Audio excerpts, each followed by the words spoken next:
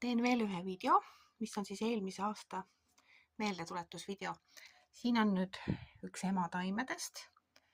Kõigepealt koputate poti vastu maad, et taim lahti tuleks. Võtate varrest kinni ja tõstate ta välja. Nüüd poti paneme eest ära.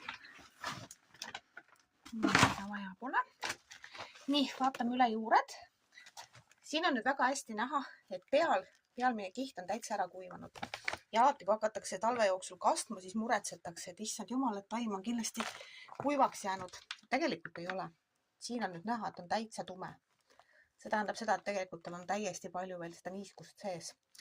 Need varred ja juured, mis me siin näeme, need on nüüd kõik eelmise aasta omad, aga need on ilusad, heledad, natuke kergelt helerohelised. Päris uued juured on täitsa lumivalged, väiksed peenikesed. Neid ma veel praegu siin ei näe. Aga juured on õnneks korralikud. Kui juured on pruunid, siis pruunid tuleb ära lõigata sinna maani, kus on siis juur korralik. Ootame korra siia alla. Nii. Siin on kõik ühtlaselt ilus. Mida siis teha? Mina lõikan nüüd ära kõik need välimised kihid. Lõikan ka juured läbi. Miks? Lõikan ära kõik selle kahjurid, mis siin sees on. Ja teine variant on siis see, et need uued juured, mis siia kasvama hakkavad, need hakkavadki selle vana murdunud otsast siis tulema. Et ei pea väga vaeva nägema, et nüüd kõiki neid juuri siin säilitada. Et vana taimekuud küljest on ikkagi parem need ära lõigata. Nii, mina lõikan ära kõikidest külgedest. Nii, pealmise kihi. Mul on ühe käega natuke parem teha käsitsi. Nii, pealmise kihi võtame ära. Ja alumise kihi. Nii, raputame teda vahepeal.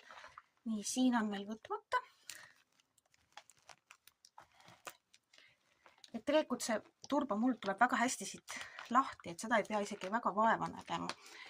Mina võtan kindlasti ära pealt ka.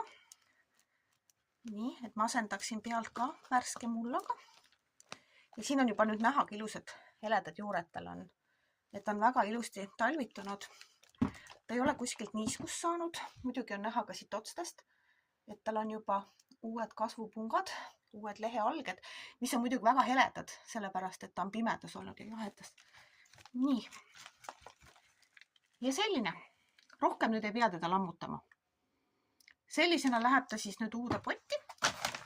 Ette valmistatud on kõigepealt üks kiht puhast turbamulda. Mina panin hästi natukene siia sisse ka kanakakat, aga kõige alumisse kihti, mitte siia, kus juured kõigepealt tulevad.